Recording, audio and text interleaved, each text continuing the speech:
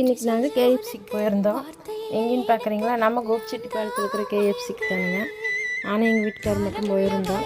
பாப்பா தம்பியெல்லாம் கூட்டிகிட்டு வரல. இன்றைக்கி வெயில் ஜாஸ்தியாக இருக்கனால வரமாட்டேன்ட்டாங்க.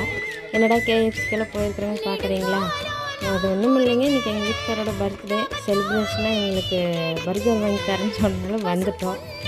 என்றைக்கே வந்து எங்கள் 3 பேர்த்தோட பர்த்டே தான் ஆனால் கேக் வெட்டி செலிப்ரேஷனும் பண்ணுவோம். எப்போ எங்கள் வீட்டுக்காரோட பர்த்டே அவ்வளோ பண்ணிக்க மாட்டோம்.